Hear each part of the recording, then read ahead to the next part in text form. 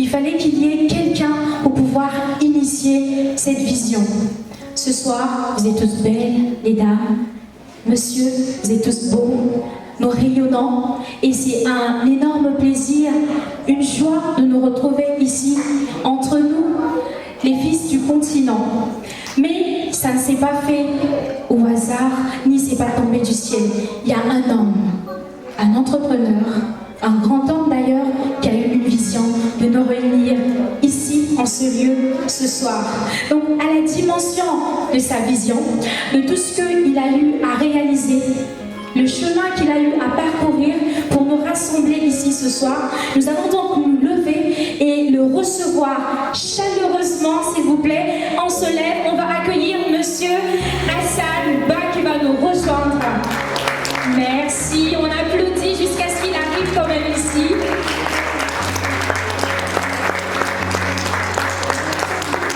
À vous la scène, Monsieur Hassan. À vos honneurs, je remercie l'assistance, je remercie tous ceux qui ont effectué le déplacement du Sénégal vers le Maroc, de l'Italie vers le Maroc, de la France vers le Maroc,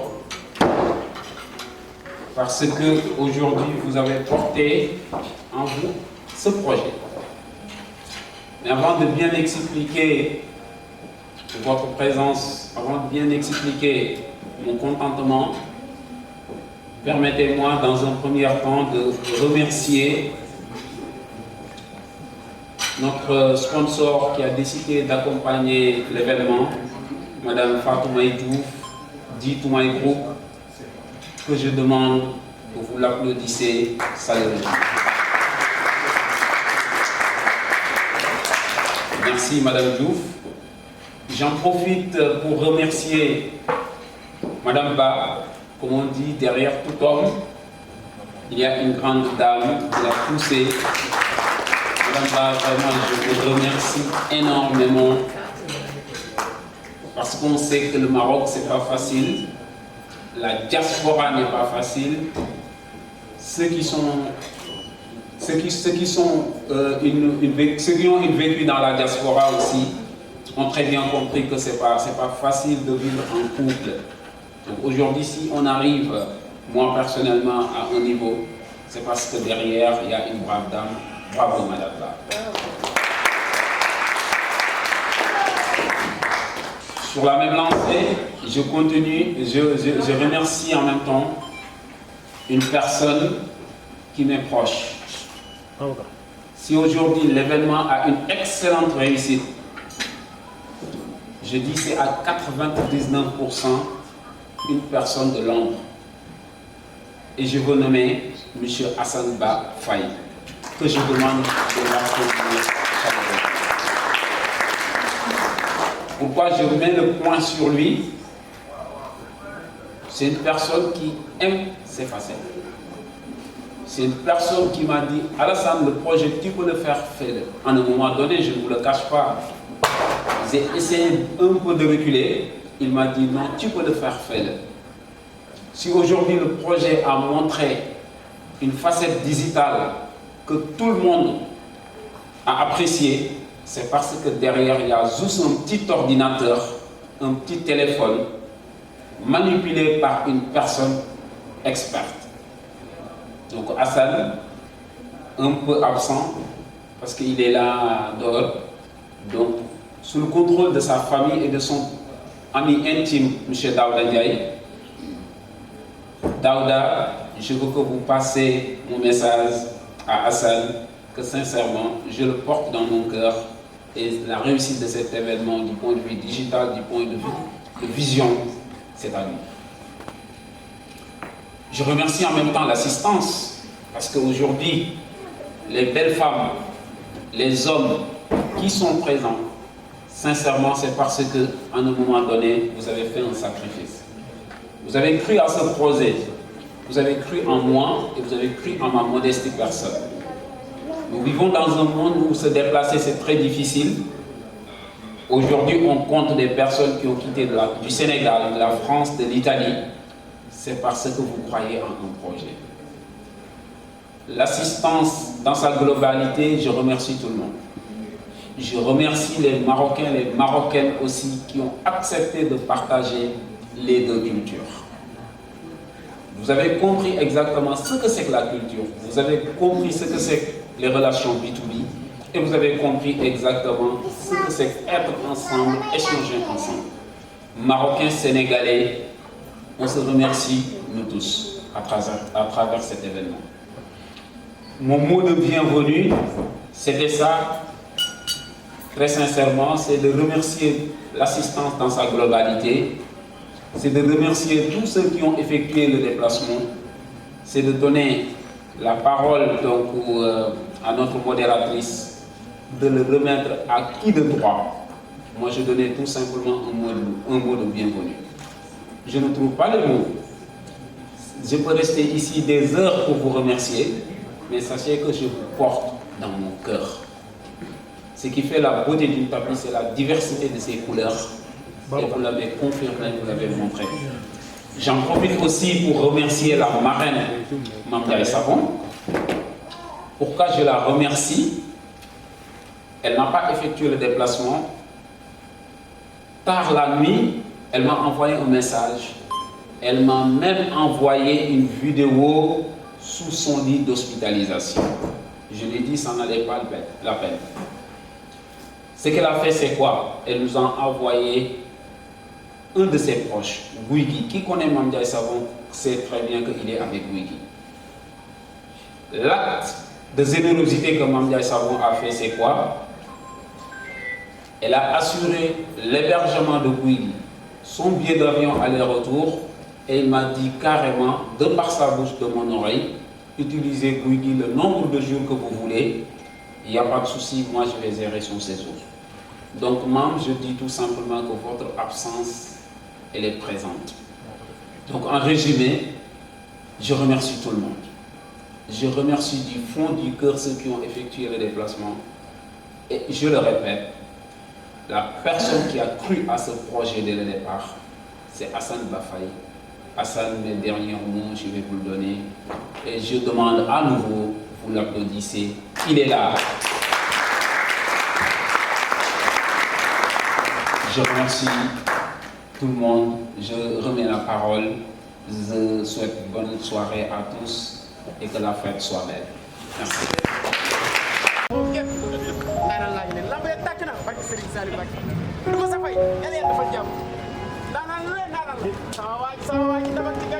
Mais mon gars, mais bon, l'homme de tous les temps. L'homme de tous les temps, c'est bon. Protocole, yéen da lamp yi tàkk Alaaji moo gën ñëw na daanal li jàmbaar ji kii moo woon moo gën dugal ba mu neex yow la ñu suwaasi moo gën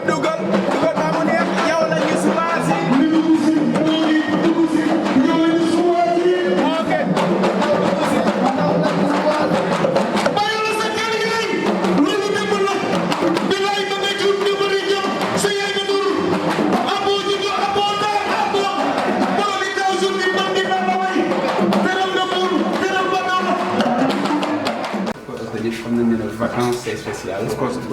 C'est pas quelque chose de programmé. Bien sûr.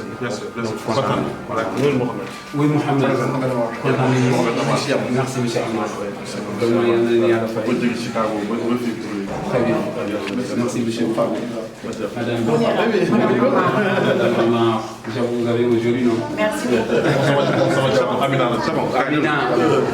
est-ce qu'on a le droit de dire la femme d'une personne qui est mignonne? na lamp yi tàkk France tàkk Alaaji moo gën bu baax ndaanaan li ñëw na Voilà. man ngaa ñëwaat ne ndax lamp yi tàkk lamp yi fa fay moo gën xamu fa nit ñi jëm lamp yi a fay Monsieur Mogué, vous avez un mot, vous êtes un leader, vous êtes dans une soirée, la nuit des leaders. Vous êtes évolué dans un monde où le leadership s'apprend et s'acquiert. Kon vous avez déjà le discours bi ñu war a wax Je vous donne la parole. asalaamaaleykum mbooloo mi. pour nga sóoraale sa ginnaaw. ñëpp ñu fi teew tey. parce que ñoom tourné woo góor ak jigéen. maa ngi nuyu organisateurs yi. ah désolé ah ñëpp a bëgg a jël moo gën. ci retard. bien vrai que dañuy jóge aéroport rek ñëw fii directement moo taxoon ñu am retard. waaw di nuyu tamit Mouhamed Amar di nuyu jabaram di nuyu tamit sama soxna Amina yu la beautiful baby donc tey li taxoon ñu ñëw fii te maanaam am ci contentement bu mag a mag parce que tey maanaam képp ku ñu woo ci mbirum leadership maanaam dañ fii ñëw en premier donc encore di leen gën a féliciter di gën a ñaax jeunes yi parce que leadership dafa am solo ci réew bien vrai que tey gouvernement bi mi ngi fi mais gouvernement bi mënuñu dem sans ñun c'est impossible parce que ñun ñooy leaders yi ñun ñooy jeunesse bi ñun ñoo war a liggéey ñun ñoo war a teg yoon bi nga xamante ne que tey suñu ay rakk nañ mën a jël yoon bi pour mën a dem fu ñu bëgg dem donc encore dañuy am benn contentement bu mag a mag si liñ ñu invité fii jóge ba Dakar ñëw pour accompagner leen seen liggéey franchement encore contentement bu mag a mag la parce que maanaam woo nga ñu si lu ñu miin woo nga ñu si lu ñu bëgg woo nga ñu si lu ñu xam donc encore contentement bu mag a mag maanaam di leen féliciter di leen gën a ñaax di leen gën a jox courage parce que lu am solo la ci réew lu am solo la ci jeunesse encore du grand cœur je vous remercie di tamit remercier ñëpp ñu fi teew tey parce que événement bu ndaw événement mënta ndaw événement la parce qu'il faut toujours faire le premier pas pour mën a am yu mag mais franchement je suis de cœur kontaan naa ñi fi teew ñëpp maa ngi leen di nuyu góor ak jigéen xale ak ndaw je vous remercie.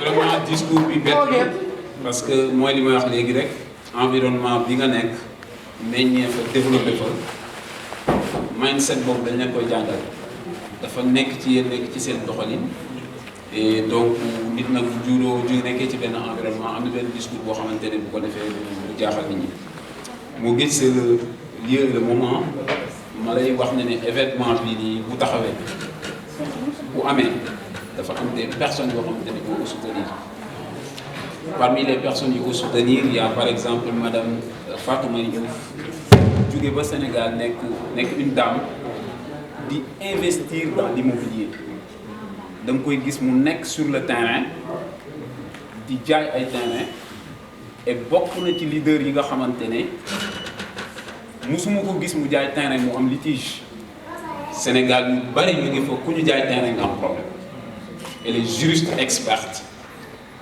jóge ba Sénégal nañ damay accompagner le projet. donc suuf ak a nangul suuf. yàlla ko yàlla defal jàmm. amiin c'est madame Fatou Maye. di féliciter aussi il y a des jeunes entrepreneuses il y a Nabou Deko aussi di jeune Nabou Ahmada nekk jeune dame nekk dans la décoration gis nga ko produit yi moom moo ko defar. lépp lu baax lu rafet daal imagine toi ci décoration bi mu nekk mu jaral ko mu dagg billet def réservation ñëw na day bokk ci événement bi kon kooku gëm na leadership.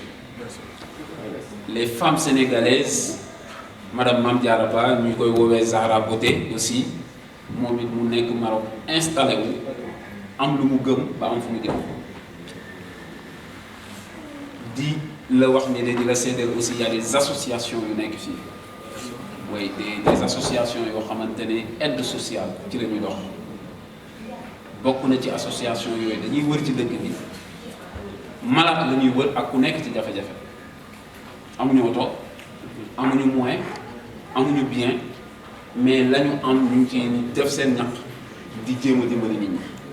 Il y a les femmes battantes aussi avec leur représentant madame Adama Seck aussi ñu nekk ci dëkk bi femme battante dëkk bi dëgër neexul metti fu ñu gis jafe-jafe muy sëy am problème yi muy nit ñi am problème yëpp lañ ciy dox ñii ñoo bokk ci ñi ngemb événement bi ma ciy beral loxo nag ñaari jëmm aussi sama soxna madame Ba nekk une brave dame boo xamante ne vraiment daf may soutenir ci lu ma mënti nekk lu nekk ci de A à Z. jigéen bu mën góor yaa jàppale di très bien. di la seedeel nag ne aussi Assane Ba Faye événement bii bu amee ci moral ci fit ci gëm-gëm ci lépp daf ma ko renforcer. aywa tàcc leen ko waaye madame Ba. très bien yaa ngi jom bu dee bu doon personnel. donc Assane bu nekk nit koo xamante ne gëm-gëm te sama xamante ak moom loolu lu ko dugal ci man dama naan ko zone ak bële mu ne ma non mën nañ ko soppi moom mindset boobu la def ci man donc événement bi bu amee ba toll fii am benn niveau 99% moom moo ci nekk homme de l'ombre travail donc lii tamit mënul woon ñàkk ma seedeel la ko sa kanam mënul woon ñàkk ma seedeel ko public bi mënul woon ñàkk aussi ma wax ko comme tu as dit aussi première pas c'est toujours difficile bii mooy suñu première édition ñu osé def ko ñu gëm ko def ko am nag yeneen édition yi ñu war a prévoir Italie Espagne France Sénégal am en tout cas daal ñun am nañu contenté lool honneur nag bi ñu la mën a jox ko suñu assistance yi aussi tous les trophées seront remises par Moguet et M. Amar. Nous remettons les trophées, donc les participants aussi qui ont droit à un trophée aussi vont laisser un petit mot. On va clôturer la soirée en beauté et qu'on se donne rendez-vous dans un futur très proche. Donc je continue sur cette même lancée pour appeler M. Guigui qui va représenter notre marraine Mamdiaye Savon. yaa Savon mu baax mi très bien jigéen gu moom dem waaye Serigne Fallou waroon na ñëw dem ba ci biir am gàllankoor ci la ñu envoyé Guigui ñëw représenté ko pour remettre ko pour jëlal ko trophée. Donc Guigui on vous appelle merci beaucoup. Guigui mooy jël trophée Mame Ndiaye Savon bi na ko ñëpp tàcc xam ne jigéen gu am jom am maanaam personnalité ajaratu maam mi nga xam ne dafa na jikko ba ku baax bëgg ko dafa na jikko ba ku baax naw ko dafa na jikko ba ku baax respecté ko moo géet borom lamp yi tàkk boo joxe maam trophée wàcc nga te loolu yow moo géet ba nga jógee Sénégal la lamp yi géej tàkk lamp yëpp fay moo katal ko waaw trophée Mame Ndiaye Savon baa ngi noonu yaay Serigne Fallou waaye Serigne Fallou aw bu sa jex réew ba càmmiñal ma rema kunte yaay ma trophée baa ngoog maam amati nga ndam moo géet mi nga xam ne kenn di ko représenté Sénégal moo la jox trophée waajaa gi jox la ko moo géet kala lamp yi. Donc nous appelons en même temps Madame Fatou Diouf du cabinet immobilier Touma et Groupe du jógee ba Sénégal rien que donc pour soutenir événement bi Madame Diouf.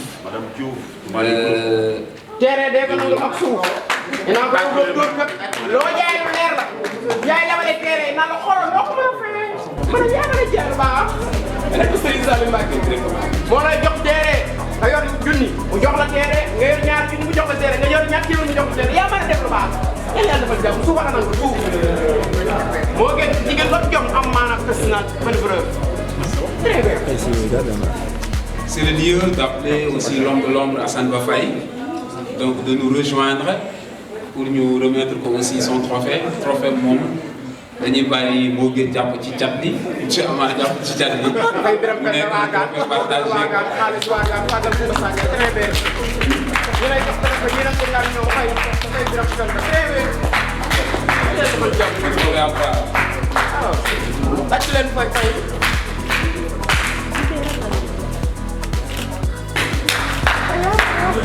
Merci beaucoup. Merci Assane en tout cas. Merci beaucoup.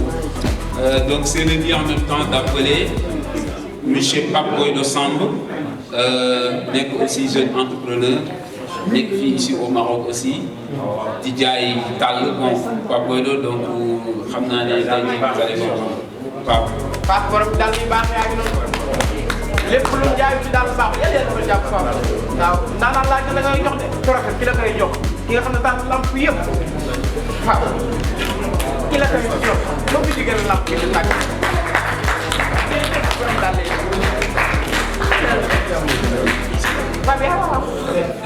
on continue di woo aussi madame Mame Diarra Zahra Beauté moom it di jàmbaar ci dëkk bi. institut de beauté. nga xam ne ku fi baax ku fi am beauté jigéen pour gënal nee naa ku fi baax am beauté leer. laaj bi defar la Amar de lui remettre son trophée. fii di kii man kii xam ma lépp lu baax ci réew mi yaa koy def yàlla defal jàmm. yàlla sàmm waay. xam nga ni kii lay jox. de famille. jël leen Amar yàlla defal jàmm lu baax. Merci beaucoup. Merci beaucoup beauté. On en profite aussi pour appeler Madame Dakes Beauté, vente en mouvement aussi, elle fait import-export, de prendre son trophée. Madame Ba. Madame Bamba pour la jéeri ñëw li ma naa bari wax ci bari dara ci bari samba dara waaye lépp yow. Ah oui, Madame Bamba pour la jox dara wala laa jox dara. waaye bu la ko sa doom joxee su wàcc nga. daa yi daa xel na dara bi ak na mbët la. Non, on fait la photo. Photo la sa yaay ndax dara nga wàcc ak na bët la. moom rek lañ ko jox. dana yàlla defal jàmm lu am fi yow jigéen ñi am jom am maanaam personnel bi bëri bëri.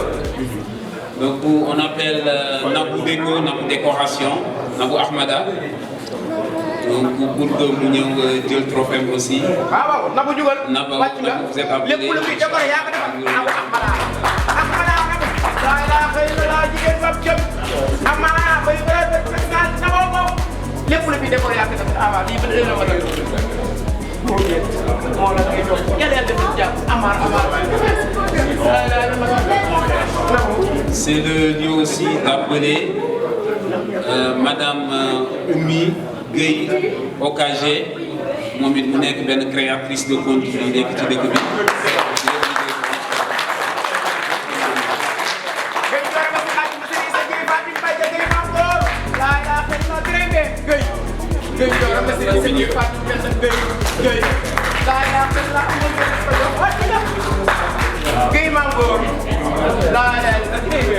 C'est le lieu aussi ñu woo l'association aide sociale mu bëgg naa ñooñu nga bàyyi leen xel bu baax merci.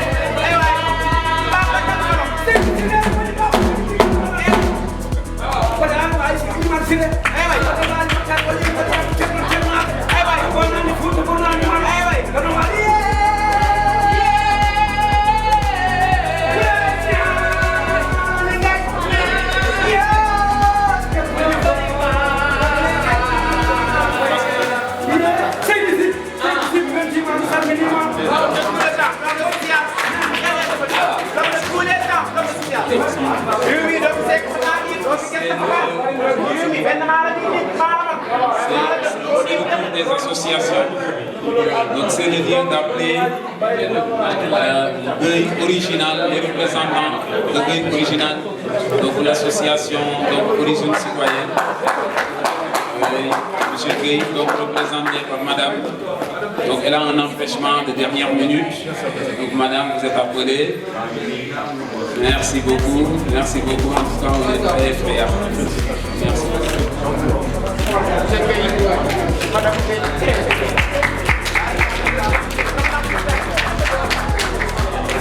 On appelle aussi la styliste, Madame Nana. Madame Nana, une grande styliste.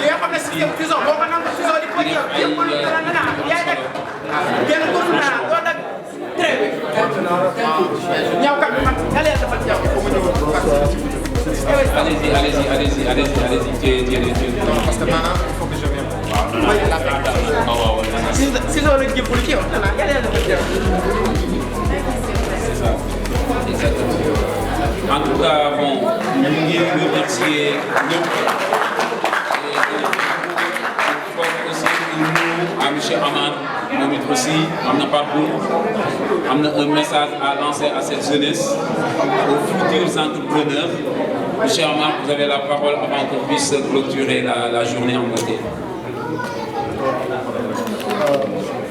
Madame Amar Kay. Madame Amar, monsieur Amar dafa bëgg nga jege. Waaw loolu dafa fort. Madame Amar, monsieur Amar. Monsieur Amar. La famille Amar.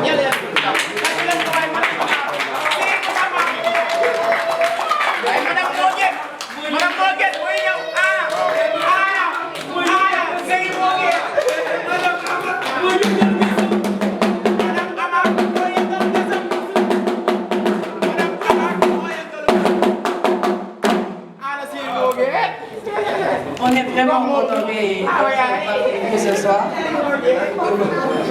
On est vraiment honorés d'être parmi vous ce soir. Sama jëkkër mënu ko wax. moo tax mu jox ma micro bi.